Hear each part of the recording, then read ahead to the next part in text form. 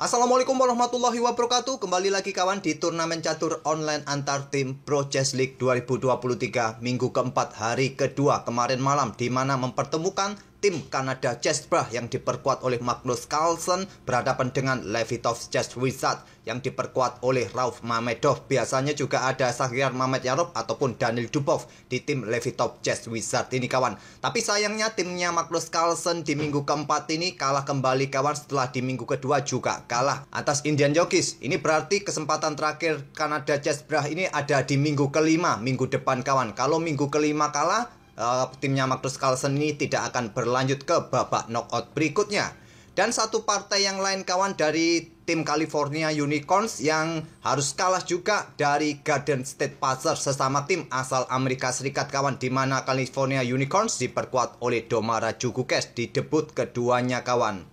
Tadi kita sudah ulas permainan Magnus Carlsen yang kalah oleh Alexander Simanov kawan di babak ketiga. Dan tadi saya coba lihat-lihat di kolom komentar, kok nggak ada kawan-kawan yang merequest permainan di turnamen ini. Jadi saya putuskan untuk ambil permainan Magnus Carlsen lagi kawan. Kali ini berhadapan dengan Ratu Catur. Dan langsung kita ke papan permainan kawan, berhadapan dengan Alexandra Kostenuk pada game pertamanya, di mana Carlsen pegang hitam dan Kostenuk pegang putih, mengawali dengan pion E4. Carlsen bermain dengan Sicily defense kawan, pion C5, kuda F3. Tadi kita lihat permainan Smith Mora Gambit kawan dengan pion D4, tapi kita temui permainan Sicilia normal dengan kuda F3, kuda C6, gajah B5, Rosolimo atau Netsmedinov attack dengan gajah B5. Magnus Carlsen memilih jalur utama kawan dengan pion G6.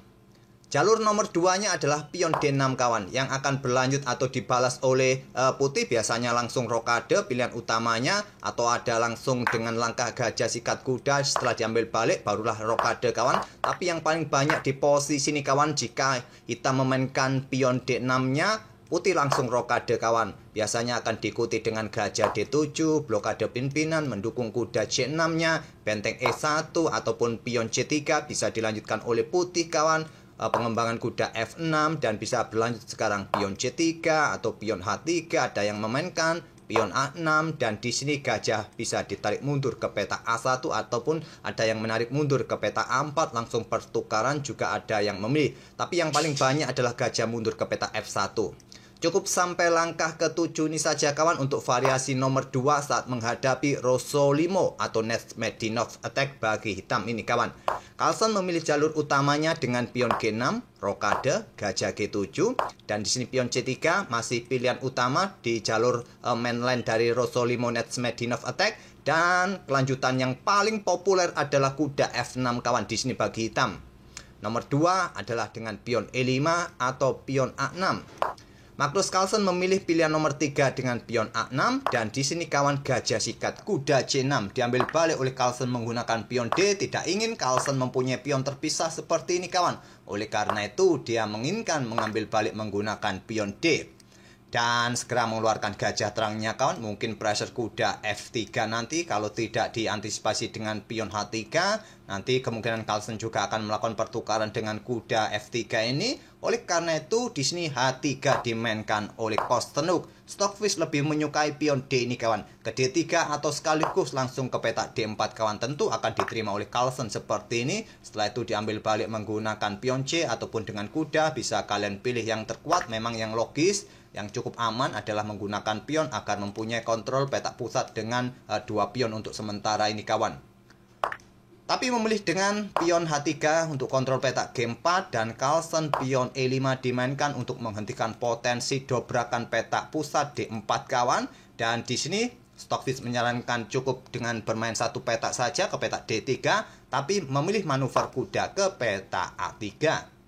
Mencoba nanti ke peta G4 pressure pion pusat E5 nanti, ataupun juga nanti bisa diikuti dengan pion A4 di beberapa langkah berikutnya. Carlsen melanjutkan menteri C7, langsung backup pionnya kawan. Di sini barulah pion D3, kuda F6 baru sekarang dimainkan oleh Carlsen, gajah E3, kuda D7 bertugas menjaga peta C5-nya kawan dari ancaman gajah gelap putih ini. Dan di sini menteri naik ke peta D2 bersama gajahnya kawan, mencoba menantang pertukaran di peta H6, taktik yang sangat umum. yaitu segera menukarkan untuk mendapatkan gajah Viajento lawan. Tidak diperdulikan Carlsen, rokade saja, gajah A6, benteng E8, dan Kostenuk mengawali pertukaran gajah gelap, gajah pukul, gajah G7, diambil balik oleh raja. Kuda C4 dan di sini langsung dikejar dengan pion B5 sebelum putih memainkan pion A4-nya kawan. Kuda lari ke peta E3, selanjutnya kuda kembali ke F6 membuka akses gajahnya kembali kawan. Di sini pion C4 dimainkan. Pada poin ini terlihat Kostenuk ini cukup berani mendorong pionnya kawan ke peta C4 ini. Dia menciptakan ruang-ruang atau peta lemah di lajur D, peta D4, peta D3, menjadi pion menggantung sekarang kawan, tentu akan menjadi salah satu target lajur D ini bagi benteng-benteng hitam.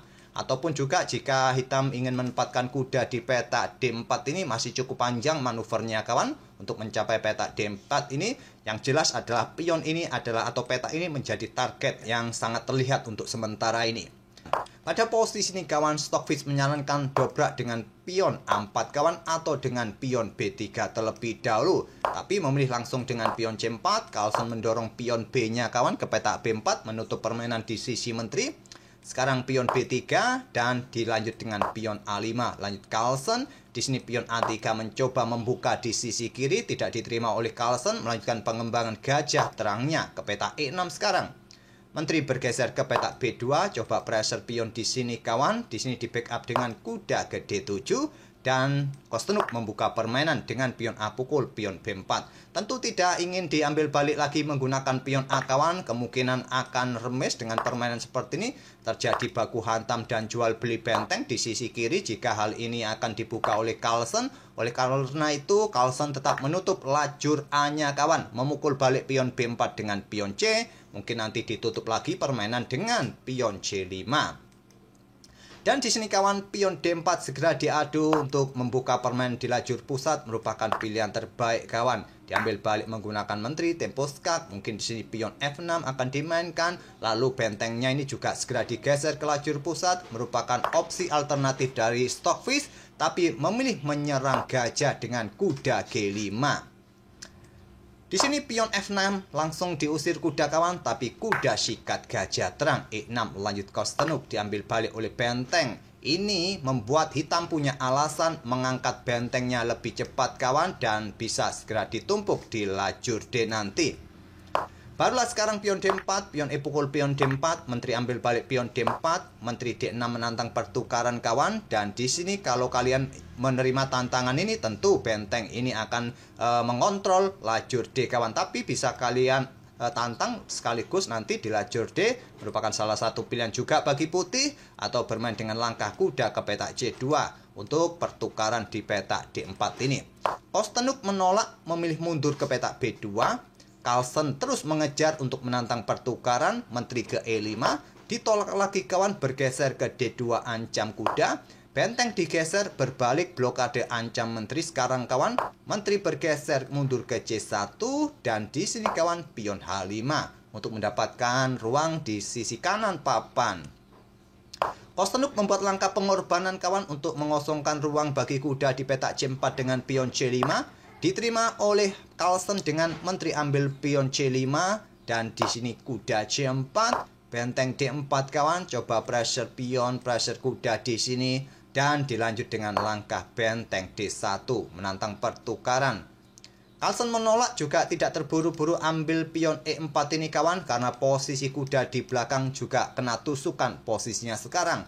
Memilih dengan pion A4. Langkah terbaik kuda ke E5 terlebih dahulu kawan menurut pandangan Stockfish, tapi memilih dengan pion A4. Dan sekarang langkah terbaik pion A4 ini diterima saja dengan benteng kawan seperti ini. Kalau diambil balik oleh Carlsen dengan bentengnya, maka ambil balik dengan pion kawan. Mungkin terlihat kuda ini tewas kawan, tapi coba lihat nanti putih bisa menang kawan.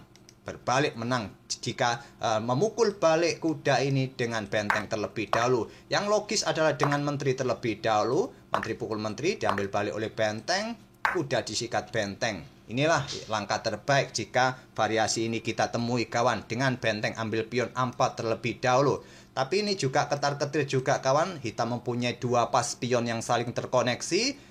putih mempunyai satu pion saja. Ini juga bikin ketar-ketir juga, tidak mudah juga untuk bermain endgame seperti itu kawan. Tapi yang main adalah Magnus, tentu itu juga membuat ketar-ketir Alexander Kostenuk bermain seperti itu. Memilih dengan benteng pukul benteng kawan, diambil balik oleh Menteri. Dan Menteri bergeser ke E1, langkah blunder kawan. Untuk menjaga pion Disney dan juga persiapan bentengnya digeser untuk menusuk Menteri bersama kudanya nanti. Langkah terkuat pada posisi ini masih tetap untuk ambil pion ini kawan. Baik menggunakan pion B, tapi terkuat adalah menggunakan benteng. Silakan kalian otak-atik sendiri apa jadinya jika benteng pukul pion A4 atau pion B pukul pion A4 ini. Tapi memilih dengan Menteri ke E1 langkah blunder kawan. Langkah cerdas dari Magnus Carlsen, kudanya lari terlebih dahulu ke C5.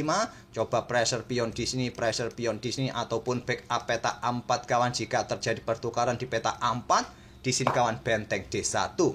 Menteri C3, pilihan terbaik dari Magnus Carlsen untuk menantang pertukaran menteri kawan. Dan tentu saja jika diterima, hitam akan mempunyai pion bebas yang cukup menakutkan kawan. Kalau ada pion ancam kuda di sini kawan, maka berlanjut kuda bisa ambil pion E4. Dan coba lihat kawan, sudah sangat jelas. Tak perlu saya jelaskan lebih detail lagi. Hitam mempunyai pion yang cukup bagus di sisi kiri papan ini. Menolak pertukaran kembali sudah beberapa kali tadi. Magnus Carlsen menawarkan pertukaran menteri selalu ditolak. Di tawaran pertama harusnya menteri tadi sudah diterima oleh Kostenuk kawan. Pertukaran menteri sudah terlambat di sini kawan. Dan sekarang pion A pukul pion B3, pion E5, benteng A1 tantang Carlsen ditolak dengan pion E pukul pion F6. Diambil balik menggunakan raja kawan. Dan di sini benteng pukul benteng terlebih dahulu diambil balik oleh Carlsen dengan menteri tempo skak. Raja ke H2, menteri ke pusat lagi kawan ke peta D4. Coba tetap pressure kuda dan tetap memberikan jalan nanti juga bagi pionnya kawan. Di sini diikuti langkah kuda untuk backup di baris keduanya nanti kawan. Bisa jadi pion G3, lanjut Kostenuk. Di sini Carlsen kuda D3. Memutus koneksi menteri kuda kawan dan juga pressure pion yang ada di peta F2 memberikan dukungan juga bagi pion B2-nya nanti. Menteri F3 terlebih dahulu skak. Raja G7, menteri ambil pion C6 untuk melindungi kudanya, tapi pionnya jatuh kawan oleh Carlsen, menteri ambil pion F2 skak. Raja ke H1, menteri ambil pion G3, menteri putih D7. Raja bergerak ke peta H6 dan sudah tidak mempunyai tempo untuk melakukan skak-skak yang berulang di sini kawan. Dan di sini Kostenuk menyerah di langkah ke-43. Ratu Catur menyerah pada Raja Catur, King Magnus. Tadi Carlsen sempat menawarkan beberapa kali pertukaran menteri, tapi sayangnya Kostenuk ini selalu menolak kawan. Tadi kalau tidak salah di langkah keberapa tadi? Di posisi ini tadi kawan, Carlsen mulai menawarkan menterinya yang merupakan pilihan terbaik bagi putih adalah bertukar menteri. Tapi Kostenuk tidak menginginkan lajur D ini dikuasai oleh Carlsen. Di sini bisa bermain dengan kuda C2 ataupun menggeser benteng F ini kawan, bergeser ke peta B1. Kalau memang sekarang ditantang di lajur D ini kawan, maka diterima juga oleh hitam kawan. Dan dia akan meninggalkan lajur A-nya kawan. Di sini kuda akan bergerak mencoba eliminasi, nanti diikuti dengan pion-pionnya. Ini juga tidak terlalu menguntungkan. Tapi memang saran Stockfish langsung saja kawan di sini. Dan kuda C2 bisa dimainkan. Kalau ada benteng naik langsung ke peta D2, kalian ambil pion B4 ini. Jadi tidak mungkin Carlsen akan bermain dengan benteng D2 ini. Yang logis memang pada posisi ini kuda C5 terlebih dahulu. Oke, itulah kawan permainan Magnus Carlsen yang menang atas Ratu Catur Alexander Kostenuk pada game pertamanya di minggu keempat kawan. Memperkuat Kanada Chessbrah menghadapi Levitov Chess Wizard. Oke, terima kasih kawan sudah mampir kembali dan kita akan bertemu di video-video berikutnya. Terima kasih. Wassalamualaikum warahmatullahi wabarakatuh.